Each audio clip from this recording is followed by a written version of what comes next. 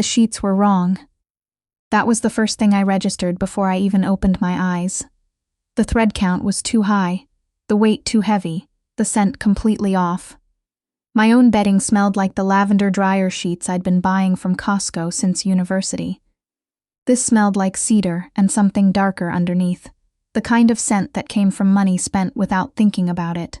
My head pounded with the kind of ferocity that only happened when I'd mixed wine with whiskey, which I'd told myself I was never doing again after Tilda's birthday 2 years ago.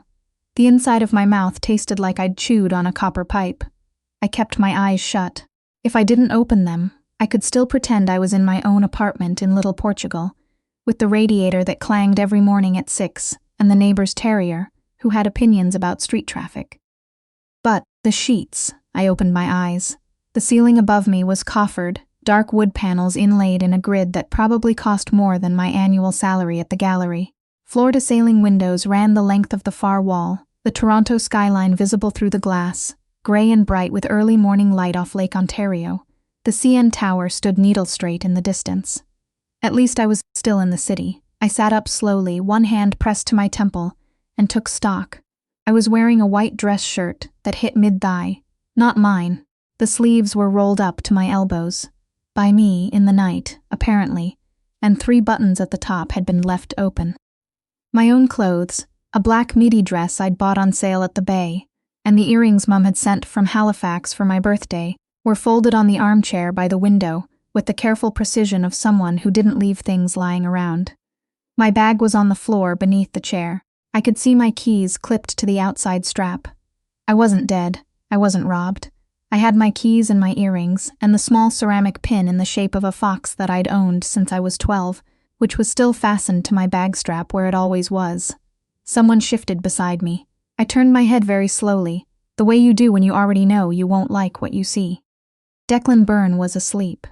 I knew his face because everyone in Toronto who paid any attention to business news knew his face. He was on the cover of Report on Business twice in 3 years. Byrne Capital. The kind of quietly enormous family wealth that didn't need to advertise itself. His grandfather had built shipping infrastructure along the St. Lawrence in the 50s. His father had multiplied it into construction and private equity. And Declan, at 34, had apparently decided that wasn't enough, and had spent the last decade acquiring things that couldn't be publicly explained, if the rumors that circulated at gallery fundraisers were to be believed. He was lying on top of the covers, still dressed in dark trousers and a white undershirt, one arm behind his head. Even asleep, there was nothing soft about him. The jaw, the scar along his left eyebrow, the stillness that felt less like rest and more like something coiled. I started to ease toward the edge of the bed. Going somewhere, Winslow? His voice was low and unhurried, the accent that faint Irish lilt you only caught on certain vowels. He didn't open his eyes. I stopped. My name is not Winslow. My last name is Holt. I don't know why that detail bothered me more than the rest of it. I need to get home, I said. My voice came out steadier than I deserved credit for. I have a board meeting at 9. He opened his eyes then, dark gray, which I hadn't been expecting. They moved to me with the kind of unhurried focus that made the back of my neck prickle. It's Saturday, he said. I stared at him. Your board meeting is on Tuesday, he continued, sitting up. You mentioned it twice last night. I had absolutely no memory of mentioning anything twice. I had very little memory of last night, past the point where my best friend Tatum had pressed a second glass of scotch into my hand at the Thompson Hotel's rooftop bar and told me to stop watching the elevator. My ex had been at the same event, a fundraiser for the Art Foundation, where I worked as exhibitions director. Oliver, with his new girlfriend, a woman who did something in venture capital, and had the kind of effortless posture that came from a childhood of equestrian lessons.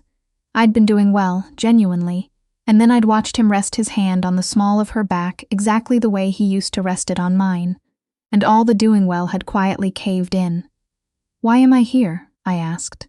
He reached for his phone on the nightstand. I was hoping you'd remember more than you apparently do. I remember the fundraiser. I remember Tatum. I pressed my fingers to my temples. Someone dancing. That was you, he said mildly. I don't dance at professional events. You do after your second scotch, apparently. He turned the phone toward me. A video was playing, taken from what looked like a building's internal security feed. Timestamp, 1:12 a.m. The lobby of somewhere upscale. Marble floors, a coat check visible at the edge of frame. The woman in the video was definitely me, still in my black dress, laughing at something the man beside her had said. The man was Declan Byrne. I watched myself say something, point at him like I was making a very important point, and then shake his hand with excessive formality. What was I agreeing to? I asked carefully. You were very clear on the details at the time. He set the phone down. You told me you'd spent 8 months with a man who made every decision based on what looked good on paper. You said you wanted to make exactly one decision based on pure instincts. He paused. Then you proposed. The room tilted. I proposed, I repeated, enthusiastically. You said, and I'm quoting fairly accurately here, I bet you're the kind of man who would actually show up. My hands had gone cold. And you said yes. I said yes. We're not. I pushed back the duvet, needing to be upright, needing the floor under my feet. People don't just get engaged because someone proposes in a hotel lobby. Typically, no. He rose from the other side of the bed, and I noticed he moved the way careful people moved, always knowing where the exits were. There were witnesses. Your friend Tatum. My lawyer, who was unfortunately also at the event. And a very entertained concierge who confirmed that you'd asked if there was a notary on the premises. There was no notary. No, but there's this. He went to the desk and produced a document. It was the kind of formal-looking paper that made my stomach drop, printed on thick stock with signatures near the bottom. Mine, loopy and slightly uneven. His, precise. You asked that we write down the terms while we both remembered them clearly. Your words. I read the document. It was not a legal engagement contract. It was a cocktail napkin's worth of conditions translated into something that looked like a contract, rendered in the suite's printer at what must have been 2 a.m. Mutual respect, no public declarations without prior agreement, no financial entanglement, and at the bottom, in what I recognized with mortification as my own handwriting. This is not nothing. What does that mean? I said flatly. I genuinely don't know, he said. But you signed it. I put the paper down, I needed coffee, and I needed it immediately. Where's the kitchen? He pointed. I found it without asking again. The kitchen was the kind of place that had a professional espresso machine and a marble island long enough to land a small aircraft on. I stood in front of the machine for a moment, and then, because the alternative was spiraling, I made myself figure it out. The coffee that came out was better than anything I could produce at home. I called Tatum while it was brewing. She picked up on the second ring, which meant she was already awake and already guilty. I was going to call you, she said immediately. Tatum. You looked happy, Wren. Genuinely. You've seemed so, she exhaled. It's been a hard few months, and last night you were actually laughing. Like the real laugh, not the one you do at openings. I proposed to Declan Byrne. Silence. Allegedly, she said. There's a document. More silence. Then quieter. Okay, so. There's something I should probably tell you. After you two left, some men came to the bar. They were asking about you, who you were, who you'd left with, where you lived. They said they were just asking around, but Wren, they didn't look like just asking around people. She paused. I had Max walk me to my car. They were still in the parking lot when I left. I stood very still with my coffee cup. Why would anyone be looking for me? I don't know, Tatum said. But maybe. She stopped. Seemed to think better of whatever she was about to say. Call me when you know you're okay. I hung up and stood in Declan Byrne's kitchen in his dress shirt, while the lake light came through the windows, and tried to understand what kind of trouble I'd accidentally walked into. He appeared in the doorway a few minutes later, now in a gray sweater, watching me with that measured stillness of his. Someone was asking about me last night, I said, at the fundraiser, after we left. Something shifted in his expression, not surprise, but the absence of it. He already knew. Your laptop, he said, the one you use for work. Do you use it for personal things as well? Of course. It's just a MacBook. And your ex-boyfriend, Oliver. How long were you together? 8 months. We broke up in March. I set down my cup. Why are you asking about Oliver? Declan moved to the kitchen island and set his own phone on the marble between us. He turned it to face me. On the screen was a photograph taken from the angle by a long-lens camera outside a building I recognized. St. Lawrence Market. Oliver, entering through the south entrance, looking over his shoulder. Oliver Parrish has been under investigation by FinTrack for the last 5 months, Declan said. The Financial Transactions and Reports Analysis Center. He's been using his position at Meridian Capital to route money through legitimate investment structures. Shell companies incorporated in Alberta and BC, most of them folded within 18 months. He paused. When they started looking too closely at his accounts, he resigned, said it was for personal reasons. My coffee had gone cold without my noticing. He told me the resignation was because of stress, I said. Burnout. It was strategic. He moved a significant portion of the funds before they could be frozen. And he's been using access codes stored on a secondary backup system. Declan looked at me steadily. A system he registered with your email address as the recovery contact. 14 months ago. I put my hand flat on the island because my legs had done something unreliable. He used my email, which means anyone tracking the accounts sees your name attached to the recovery pathway. The men at the fundraiser last night work for the group whose money Oliver was managing and skimming from. They know the account access was registered to someone in your life. They've been looking for the thread that connects to it. I don't have access to anything, I said. The words came out tight, almost thin. I don't know anything about money laundering. I'm an exhibitions director.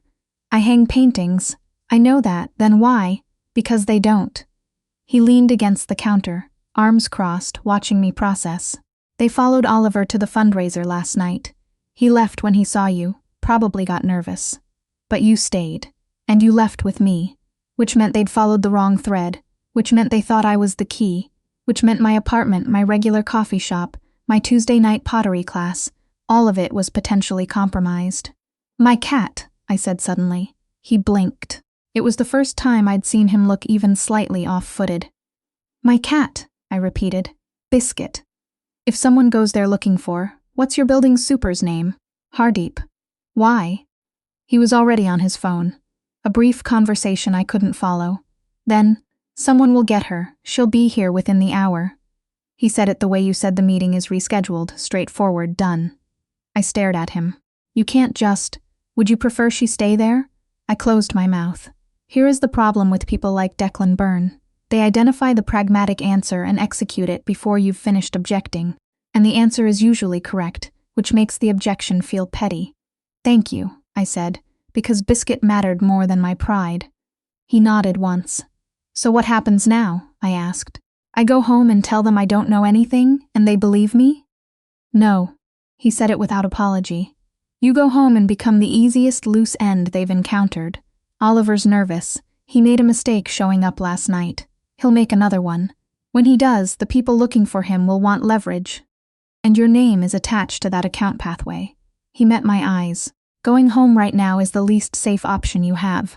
I looked around the kitchen, the expensive machine, the lake view, the silence that only existed this high up.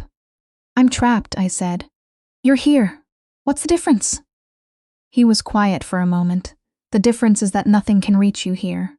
My building's security is not a night guard who sleeps through his rounds.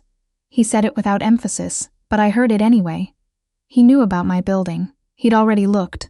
The people looking for you don't know about last night. About us.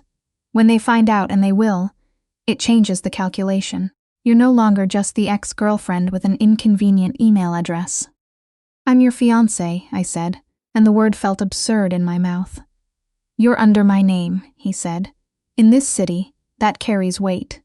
I thought about Tatum walking to her car with Max at her side. I thought about the men in the parking lot, patient and watching. I thought about Biscuit and whether she'd let a stranger carry her into a bag without drawing blood. I need to call in to work, I said finally. Monday is a statutory holiday. You have until Tuesday. Of course he knew my schedule. Of course he'd already worked out the math. I picked up my coffee and drank the rest of it cold. The next 3 days settled into something I could only describe as structured surreality. Declan's penthouse occupied 2 floors of a King West building that had once been a textile factory, and it was the kind of space that revealed itself slowly. A library I found on the 2nd floor, floor-to-ceiling with proper books, not the kind people bought for Instagram. A small balcony off the 2nd bedroom that looked west toward the lake, and a room I discovered on the 2nd afternoon, a corner space with hardwood floors and good north light that had clearly been used as a studio. "What was this?" I asked him, standing in the doorway. "My sister painted," he said, coming to stand beside me. "She used this when she visited. Used to? She lives in Montreal now. She has her own studio." He said it simply, no grief in it, just fact. I filed it away with the other small details that were assembling into something more complicated than the man on the report on business covers. On the second day, I asked him for a table near a window, a decent internet connection, and access to the digital archive system the gallery used for loan documentation. He arranged all three without asking why. "My current exhibition closes in 6 weeks," I told him when he looked at the screen I was working on. "The Van Horp collection. 43 pieces, half of them from international lenders. The condition reports have to be submitted before I can start deinstallation planning." He looked at the spreadsheet I had open. "You track this manually?" "We have software. It doesn't talk to our insurance system, so someone has to cross-reference." I paused. "I'm not asking for your help. I'm explaining why I need the table." The corner of his mouth moved. I wasn't offering. That was the thing about Declan Byrne. He didn't perform helpfulness. He either did something or he didn't, and when he did, it was without the particular performance that wanted you to notice. He joined me at the table that evening with his own laptop, working in a silence that felt, after a while, less like tension and more like something that had always been there. On the third evening, I was standing on the balcony watching the lights along the Gardiner Expressway when he came out with 2 glasses. Bourbon, the good kind, from 40 Creek, not the expensive import kind that wanted to remind you it was expensive. "You're from Halifax," he said, which wasn't a question. "Dartmouth, technically, I took the glass. My mother still is. My dad moved to Edmonton when I was in university." I paused. "How do you know I'm from Halifax?" "You said right where other people say yeah. And you called the highway the 101 in your sleep. I talk in my sleep, only once. You said take the 101 very firmly and then went quiet." He leaned on the railing, looking out at the city. "What brought you to Toronto?" I said. "Art history, then curatorial studies, and then the city just." I turned my glass. "It takes hold of you. The gallery scene, the winter markets, the fact that you can find a good Jamaican patty at 2 a.m. on a Tuesday. I couldn't imagine leaving. Even now, especially now." I turned to look at him. "This is my city. I'm not being chased out of it by men who work for whoever Oliver was stealing from." He studied me in that way he had, like he was calculating something he didn't intend to share. "Tell me what you actually know," I said. "Not the edited version, the whole shape of it." He was quiet for a long moment, then. "The group is called Alverstone, not a name you'd find registered anywhere public. They operate through a series of property development fronts, mostly in the GTA and Vancouver. Commercial real estate that appreciates suspiciously faster than the market. The money that was moved through Meridian Capital was theirs." He looked out at the lake. "Oliver was their inside contact. Clean record, legitimate credentials, the kind of person who can walk into Bay Street meetings without anyone checking twice. Enough to matter." He turned to face me. "The account pathway he set up in your name. It was insurance. If he needed to run, he'd need 2-factor authorization from that email. Your inbox would receive a verification request. Without your cooperation or access to your account, he can't retrieve the full codes. The lake breeze came through cold, the way Toronto evenings did in late September, carrying the particular smell of the water before it turned winter dark. He used me as a failsafe," I said. "Without telling me. Without asking, yes. And Alverstone thinks I'm in on it. They're not sure what you are. That uncertainty is what's driving the surveillance." I drank my bourbon. 8 months I'd spent with Oliver Parrish. Thought I'd been careful this time. He was steady, predictable, unexciting in all the ways I'd convinced myself I needed after a string of romantic disasters. And the whole time he'd been filing my email address into the infrastructure of something I could have been charged for. "There has to be another option," I said. "What if I went public? Wrote a statement, talked to Fintrack directly, and disclosed that you have knowledge of the account structure. They'd take your devices. You'd be looking at a 6-month investigation minimum, during which Alverstone would have time to decide what to do about you. So I stay here, for now." I looked at the city, the condo towers going up along the waterfront, The old industrial buildings repurposed into creative offices and gallery spaces, the whole place in a state of permanent becoming. I'd built something real in this city, 14 years of slow, careful work. I have conditions, I said. He waited. I need a proper workspace, not a corner of a table, a dedicated setup, 2 monitors, access to the gallery's VPN. I ticked them off. I need to be able to talk to my staff. Video calls supervised if you need, but I'm not going to let a 6-week exhibition close without me, and I need to know what's happening with the Alverstones situation in real time. Not summaries. I searched for the word. Not management. You want the actual intelligence. If my name is in the middle of it, I've earned that. He considered this with the specific quality of attention he gave to things that mattered. Not just listening, but thinking through the downstream consequences. I was learning to recognize it. Done, he said. Works boss tomorrow. Calls with restrictions, I'll explain. And briefings every evening. He paused. There are risks to the third one. The more you know about Alverstone's operations, the more you become part of the picture. I'm already in the picture, I said. I'd rather see it clearly. He held my gaze for a moment, and there was something in the gray of his eyes that I couldn't name. Not approval exactly, but close. All right, he said. Then I should tell you something I hadn't planned to yet. He went back inside, returned with a folder that had a physical lock on it, which he opened with a key he kept on his person. Inside were photographs. Recent from the timestamps, Oliver, caught by surveillance cameras outside a Holiday Inn in Mississauga. He looked haggard, the kind of tired that came from too many hotel rooms and too much watching the door. We found him 2 days ago, Declan said. He's been moving. Cash payments, rotating between Peel Region and Hamilton. But he's getting sloppy. He tapped one photograph. He used a credit card tied to a secondary identity. We'll have a location within 48 hours, and then? He returns what he took, clears your name from the account structure. His jaw was set in a way I was beginning to associate with resolve that didn't negotiate. And then Alverstone has no reason to look at you. That's simple. Nothing about this is simple. But yes, that's the shape of it. I looked at the photographs. Oliver checking over his shoulder outside a highway motel. I'd thought that nervous habit was endearing once. He always looked both ways twice before crossing, even on empty streets. Will he be hurt? I asked. I hadn't planned to ask it. Declan looked at me. That depends on how cooperative he is. It wasn't a yes, but it wasn't a no either. And I filed that away in the same place I was filing everything else about this world I'd fallen into. Biscuit had arrived by then, carried up in a canvas tote bag by a man who'd introduced himself only as Riordan, and who had the look of someone deeply competent at things I didn't want detailed.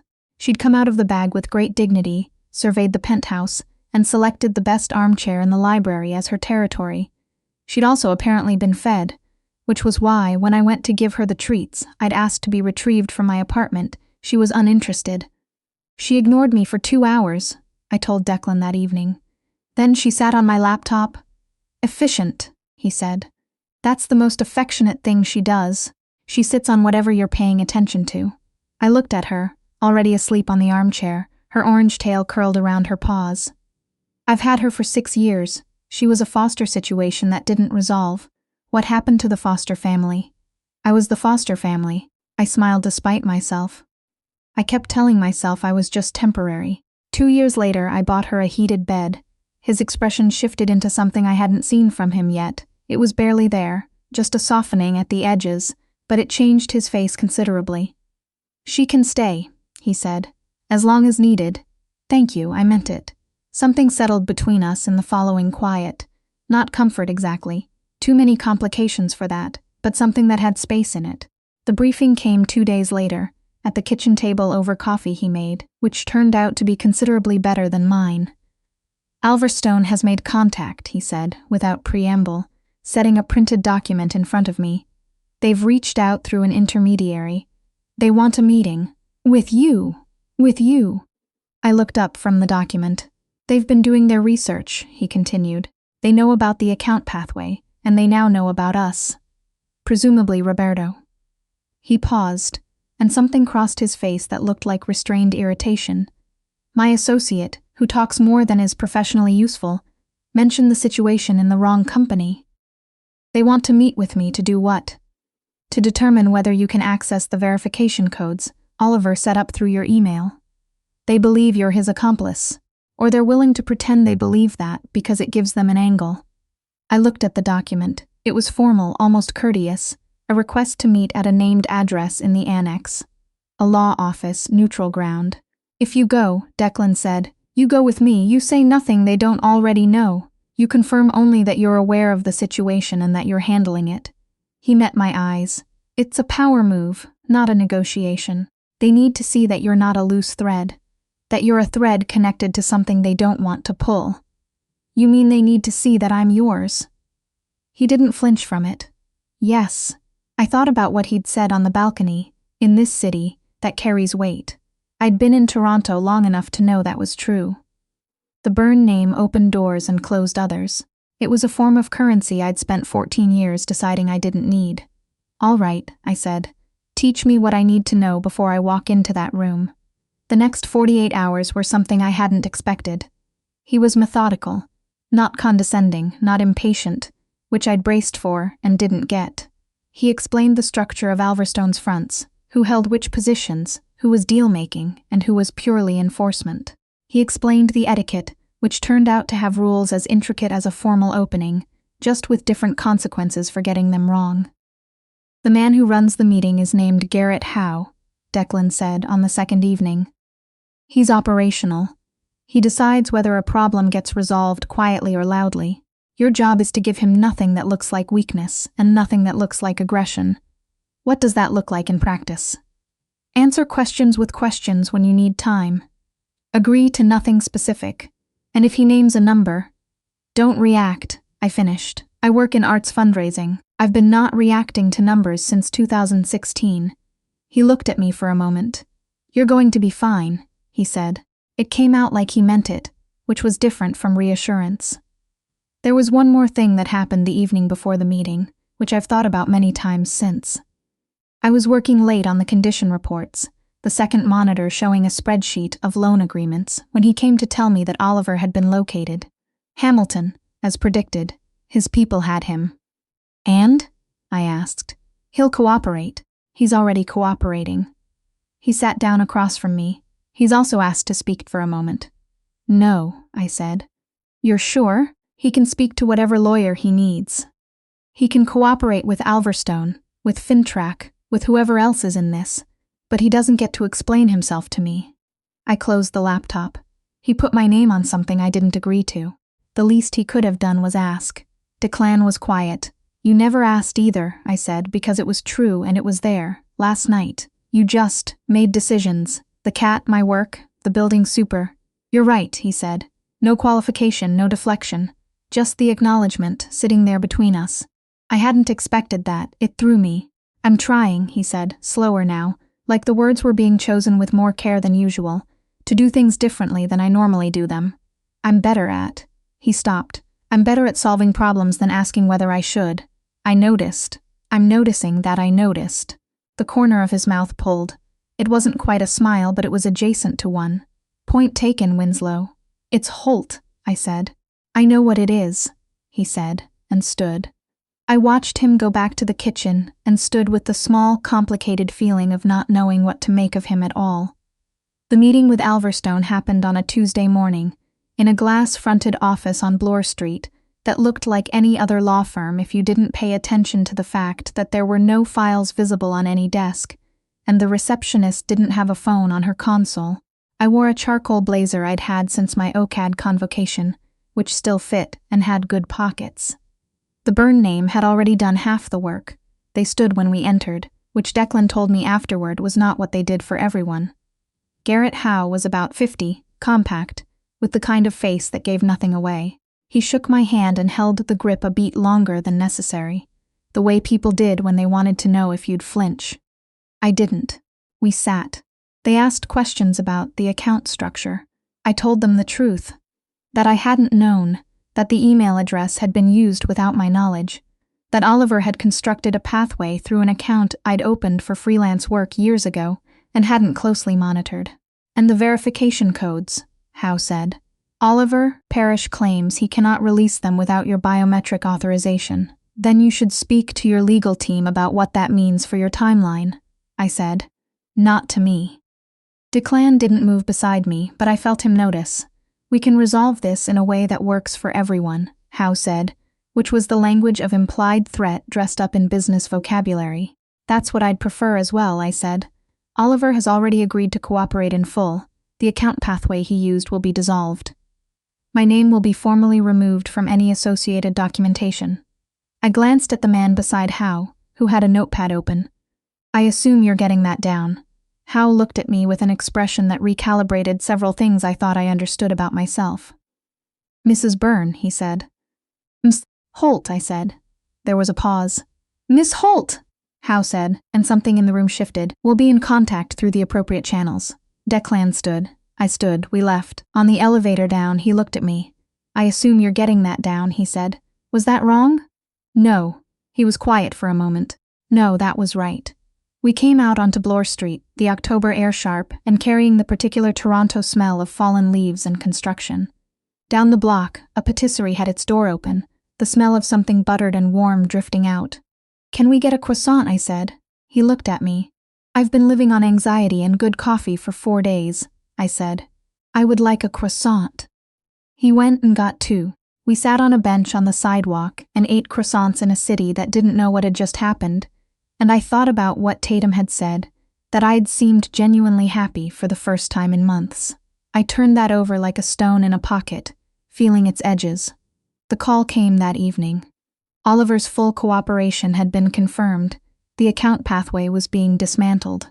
Fintrack had been provided with documentation through the appropriate legal channels, enough to redirect their investigation toward Alverstone's own structures, which Declan's lawyer had helped prepare in a way that kept my name out of it entirely.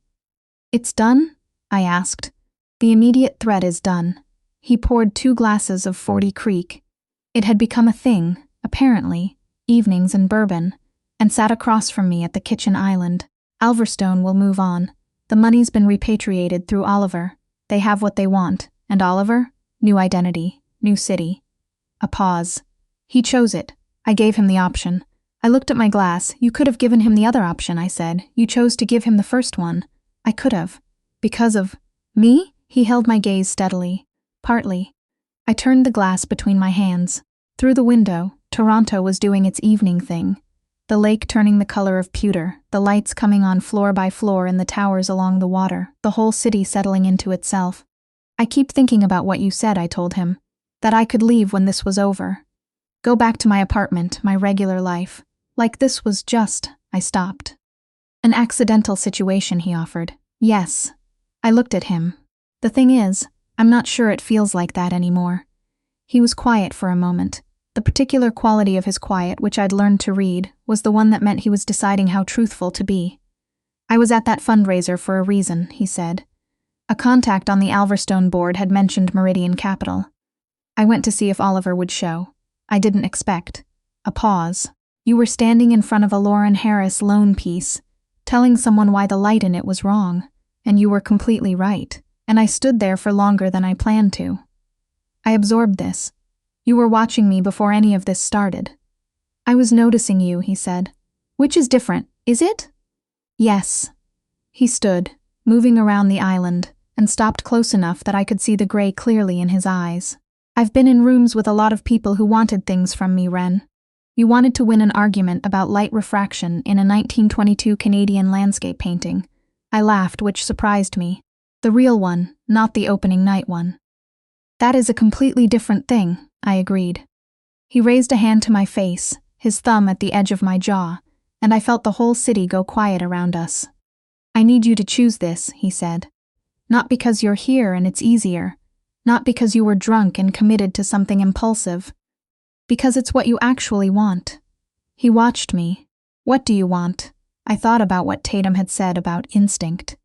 I thought about what I'd written, apparently, on a cocktail napkin at 2 a.m. This is not nothing. I want to finish the Vanthorpe exhibition, I said. I want to see what you're like when you're not managing a crisis. I want to find out if you're actually terrible at parallel parking or if that was just the one time. I looked up at him. And I want to see what this is, properly. That's not a reckless declaration, he said. No, I agreed. I'm sober, and it's Tuesday, and I've been thinking about it for 4 days. I held his gaze. This is not nothing. When he kissed me, it was careful and deliberate, and that was somehow more undoing than the reckless version would have been. Biscuit knocked a book off the library shelf somewhere overhead to remind us that she existed. We broke apart. He looked up at the ceiling. She does that, I said. I'm starting to understand the dynamic, he said, and kissed me again. There's a Lauren Harris at the Aggo, one of the original Algoma pieces, and I take Declan to see it on our first real day out in the city, 3 weeks after all of it. He stands in front of it for a long time without saying anything. The light's wrong, he says finally. The light is perfect, I say.